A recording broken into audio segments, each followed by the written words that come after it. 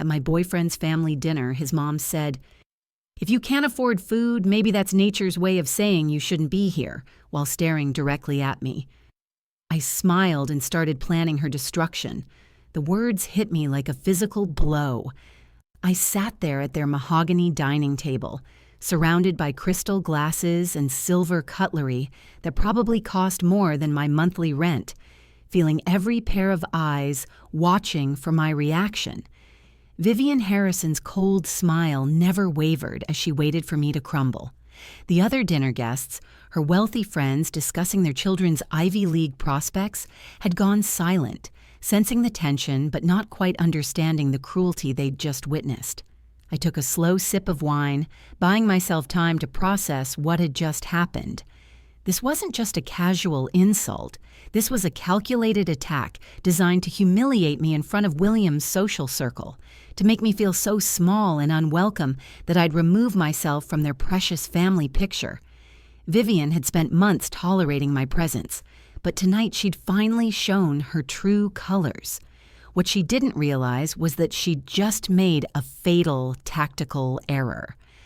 I'd grown up on the streets of Los Angeles, sleeping in tent cities and surviving on whatever charity meals I could find. I'd learned early that showing weakness to predators only invited more attacks. But I'd also learned something far more valuable: how to study my enemies, find their vulnerabilities, and strike back with surgical precision. As I set down my wine glass, something crystallized in my mind. This wasn't just about defending myself anymore. Vivian Harrison had declared war on me the moment she decided my poverty made me less than human. But she'd picked the wrong target.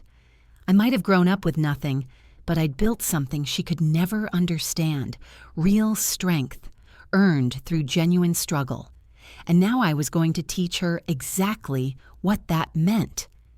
The strategic part of my brain kicked into high gear, the same analytical thinking that had gotten me off the streets and into a successful sales career. I smiled politely at the table and excused myself to the bathroom, but inside I was already mapping out my campaign. Vivian thought she knew me. Just another gold digger trying to climb the social ladder. She had no idea what she was really dealing with. See, there's something about growing up with nothing that teaches you skills wealthy people never develop. You learn to read people instantly, to spot lies and manipulation from across a room. You become an expert at gathering information, finding leverage, and exploiting weaknesses. Most importantly, you learn that the people who look the most powerful often have the most to hide. I'd spent the last 8 months quietly observing the Harrison family dynamics, and I'd already identified several pressure points. William's relationship with his mother was built on guilt and manipulation. His sister Madison was drowning under Vivian's constant criticism. Even Robert, William's father, seemed to walk on eggshells around his wife's volatile moods. Vivian ruled through fear and financial control, but that also meant her power was more fragile than it appeared. My professional background gave me significant advantages that Vivian couldn't possibly anticipate. I'd worked my way up from door-to-door sales to becoming a top account manager at a luxury goods company, specializing in serving high-net-worth clients. This meant I understood how wealthy families thought, what they feared most, and how they protected their reputations. I'd also developed an extensive network of contacts across various industries, from legal professionals to private investigators to journalists who covered society scandals. More importantly, I had something Vivian lacked: complete financial independence. My sales commissions last year totaled $127,000. I owned my condo outright, and I had $83,000 in savings plus a growing investment portfolio. I didn't need William's money or his family's approval. This wasn't about survival for me, it was about justice, and that made me incredibly dangerous. My educational background, while unconventional, had given me skills that traditional wealthy socialites never developed. I'd gotten my GED while working full-time, then completed my business degree through night classes while building my career. This meant I understood both worlds, the desperation of poverty and the psychology of wealth. I could code switch between them seamlessly, which had already proven invaluable in my sales career. I also had something more valuable than money or connections. I had nothing left to lose. Vivian could try to embarrass me socially, but I'd survived actual homelessness. She could spread rumors about my background, but I'd built my reputation through proven results, not inherited status. She could try to turn William against me, but our relationship was built on genuine connection, not financial convenience. The most important advantage I possessed was patience. Growing up on the streets teaches you that immediate reactions usually backfire. The people who survive are the ones who watch, plan, and strike when their enemies are most vulnerable. Vivian expected me to either cower in shame or explode in anger. Instead, I was going to do something she'd never encountered. I was going to outthink her. As I stood in their marble bathroom looking at my reflection, I began formulating my strategy. This wouldn't be about stooping to Vivian's level with petty insults or social media drama. This would be about systematically dismantling her power by exposing the ugly truth about how she treated people. She'd spent years building a reputation as a philanthropic society matron, but I'd witnessed enough of her private cruelty to know it was all a facade. My approach would be methodical and professional. First, I needed to document everything, not just tonight's comment, but the pattern of behavior I'd observed over months of family interactions. Second, I needed to understand the full scope of Vivian's vulnerabilities, both personal and professional. Third, I needed to build a coalition of allies who'd also been damaged by her toxicity. Finally, I needed to choose the perfect moment and venue to expose her true nature to the people whose opinions she valued most. The beauty of my plan was that I wouldn't have to lie or manipulate anyone. I would simply create situations where Vivian's authentic personality could shine through in front of the right witnesses. Her arrogance and cruelty would be her own downfall. I'd just be the architect of her exposure. When I returned to the dinner table, I was completely calm.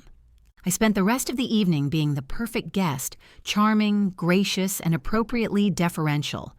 I watched Vivian bask in what she thought was victory, not realizing she'd just handed me all the motivation I needed to destroy her carefully constructed image.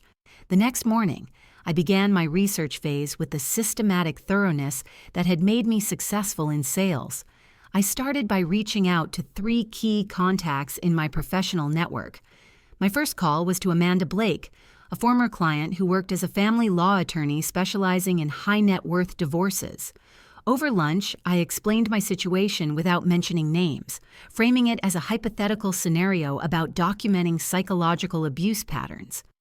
Amanda's insights were invaluable. She explained how emotional manipulation tactics typically escalated over time, and how wealthy families often used financial leverage to control behavior. Most importantly, she taught me about the legal concept of intentional infliction of emotional distress, and how patterns of documented behavior could be used to establish clear cases of harassment. She also provided me with contact information for 2 private investigators who specialized in wealthy family dynamics. My second consultation was with Marcus Reed, a former colleague who'd transitioned into public relations crisis management. Marcus had handled several high-profile scandals involving prominent families, and he understood exactly how reputation damage worked in elite social circles. During our coffee meeting, he explained the psychology of social ostracism among wealthy communities, how quickly public opinion could shift once a respected figure lost their carefully maintained image. Marcus also provided crucial intelligence about charity event dynamics and social media amplification strategies. He explained how wealthy women like Vivian were particularly vulnerable to public embarrassment because their entire identity was tied to social status. Most importantly, he helped me understand timing, how to wait for the perfect moment when maximum witnesses would be present and the target would be least prepared to defend themselves. My third strategic consultation was with Dr. Helen Foster, a therapist who specialized in family systems and had written extensively about narcissistic personality patterns in wealthy families. I framed our session as seeking help for dealing with a difficult relationship situation, but Dr. Foster's insights helped me understand the psychological mechanics of what I was dealing with. Dr. Foster explained how individuals like Vivian use shame and social exclusion as control mechanisms. But she also identified their core vulnerability, their desperate need for external validation. She helped me understand that Vivian's cruelty toward me wasn't really about me at all.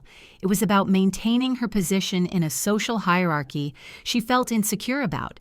This gave me crucial insight into how to destabilize her psychological foundation. Cool. Armed with professional guidance, I began my intelligence gathering phase. I started by carefully reviewing every interaction I'd had with the Harrison family over the past 8 months, looking for patterns and documented evidence. I had text messages where Vivian had made subtly cruel comments about my background. I had emails where she'd forgotten to include me in family event planning.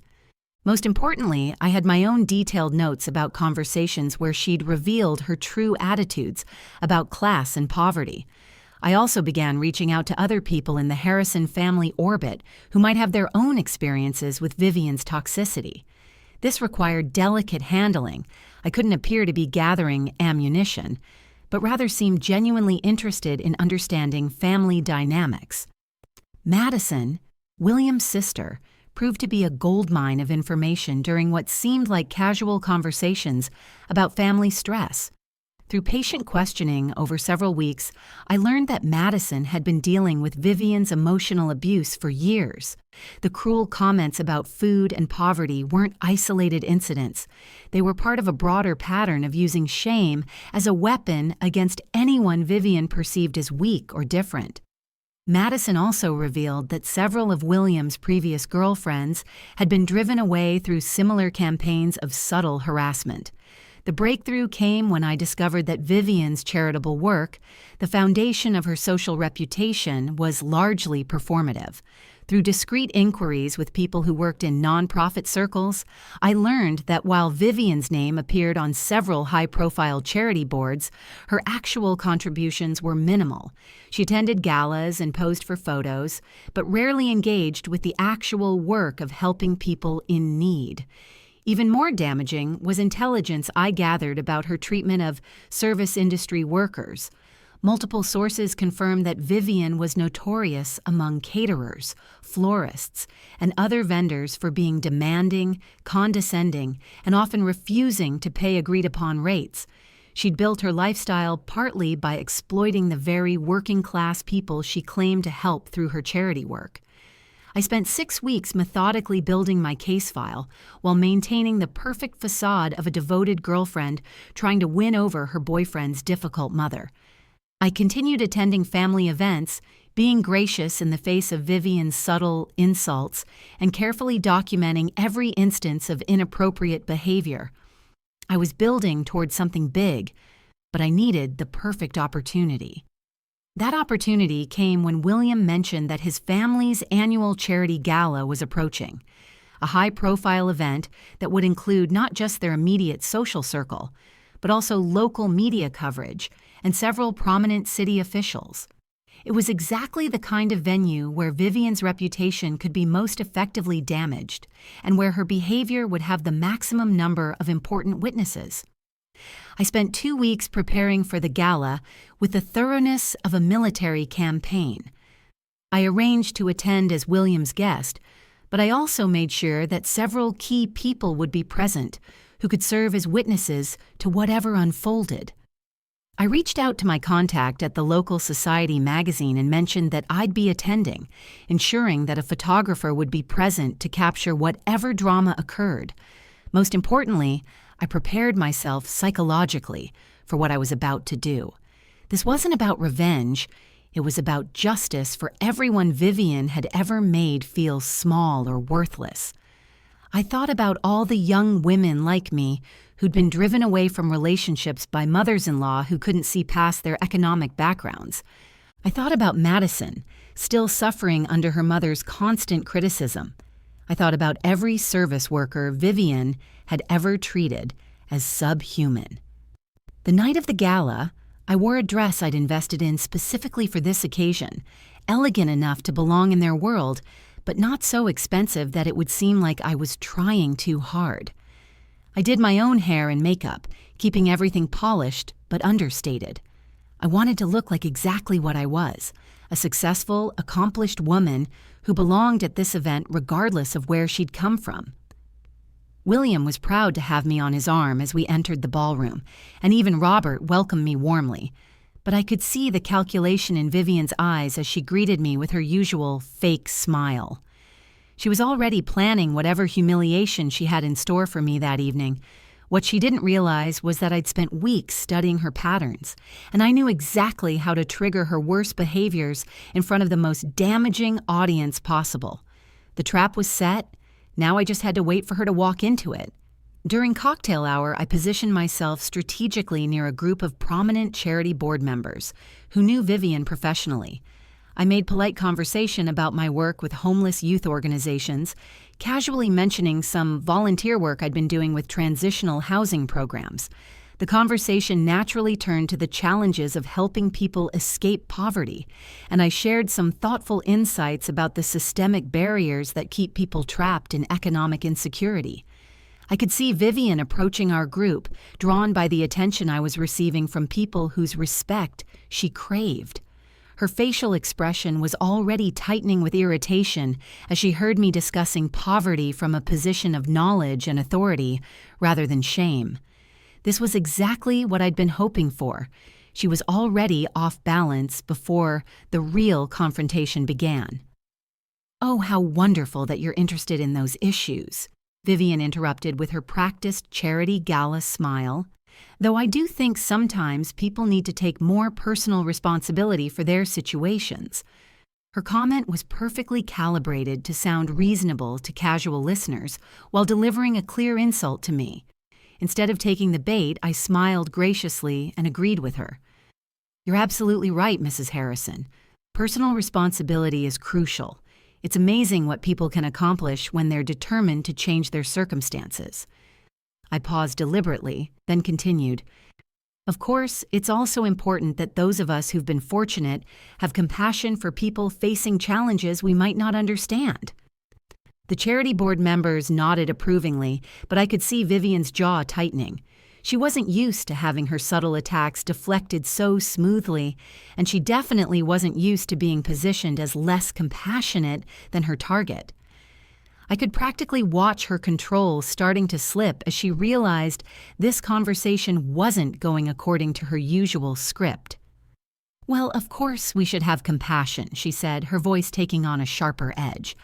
"But there's a difference between helping people who are genuinely trying to improve themselves and enabling those who just want handouts." She looked directly at me as she spoke, making her meaning crystal clear to anyone paying attention. This was the moment I'd been working toward for months. I had successfully triggered Vivian into revealing her true attitudes in front of exactly the right witnesses, and now I had to execute the final phase perfectly. I maintained my calm, dignified demeanor while internally preparing to destroy her. "That's such an interesting perspective," I replied thoughtfully. "I've always found that people facing poverty usually have incredibly complex situations, often involving mental health challenges, educational barriers, or systemic discrimination that makes it nearly impossible to escape regardless of how hard they work." I paused, allowing the charity board members to absorb this more nuanced view. Then I delivered the kill shot with perfect, gentle precision. I sometimes wonder if those of us who've never experienced real poverty might have difficulty understanding just how challenging it can be. After all, it's easy to judge people when you've never had to choose between paying rent and buying food. The silence that followed was deafening. Every person in our small group was now staring at Vivian, waiting to see how she would respond to being directly challenged on her compassion and understanding. I had maneuvered her into a position where any response would reveal her true character. She could either admit her lack of empathy or double down on her cruelty in front of people whose respect she desperately needed. Vivian's mask finally slipped completely. Her face flushed red with anger and embarrassment, and she stepped closer to me with barely controlled rage. "Some people," she hissed, her voice carrying clearly across the nearby groups, "need to learn that charity has limits, and that certain behaviors simply aren't acceptable in decent society." The charity board members looked shocked by her obvious hostility, but Vivian wasn't finished. Years of suppressed frustration at being challenged by someone she considered beneath her came pouring out. "There's a difference between helping the deserving poor and tolerating people who refuse to know their place. Society functions best when everyone understands their proper position." The reaction was immediate and devastating. Conversation stopped throughout the nearby area as people turned to stare at Vivian in horror. The charity board president, a distinguished older woman who'd been cordial to me all evening, looked absolutely appalled. A local city councilman who'd been standing just close enough to overhear took a visible step away from Vivian with disgust on his face. Most damaging of all, the society photographer had been positioned perfectly to capture Vivian's moment of uncontrolled rage, and the flash of his camera as he documented her meltdown seemed to snap her back to awareness of where she was and who was watching. The look of panic that crossed her face as she realized what she'd just done in front of these witnesses was almost pitying. But I wasn't finished yet. I had spent months building to this moment, and I was going to make sure the lesson was complete and unforgettable. I maintained my calm, dignified composure while Vivian stood there looking like she wanted to disappear into the marble floor. "Mrs. Harrison," I said quietly, my voice carrying just far enough to ensure everyone nearby could hear, "I think there might be some misunderstanding. I've never asked for charity from your family or anyone else. I work hard, support myself completely, and try to help others when I can. The only thing I've ever wanted from you is basic human decency, the same respect you'd show any other person who loves your son." The contrast was devastating. My calm dignity in the face of her obvious hatred made her look even more unhinged and cruel. Several people were now openly staring at her with expressions of shock and disappointment. The charity board president approached me with genuine concern, completely ignoring Vivian. "My dear, I'm so sorry you had to experience that kind of treatment," she said, loud enough for everyone to hear. "Your work with homeless youth sounds absolutely wonderful, and your perspective on these issues is exactly what our boards need more of." She handed me her business card with a warm smile. "I hope you'll consider joining us for our planning committee meeting next month." The evening continued to deteriorate for Vivian as word of her outburst spread through the gala. I watched her attempt damage control, trying to explain to various groups that she'd been misunderstood or taken out of context, but the photographer's images and multiple witnesses made her denials impossible to believe. By the end of the night, she was essentially being frozen out of conversations she'd expected to dominate. William was mortified by his mother's behavior and spent the remainder of the evening apologizing to me and trying to minimize the social damage. Madison approached me privately to express her admiration for how I'd handled the situation, and even Robert seemed to view me with newfound respect as someone who could stand up to his wife's bullying. The consequences began manifesting immediately and escalated far beyond what I had originally anticipated. The society photographer's images of Vivian's rage-filled confrontation with me appeared in the local magazine within days, accompanied by a detailed account of her statements about knowing your place and deserving poor. The article positioned the incident as a window into the ugly reality behind the charity gala's glamorous facade.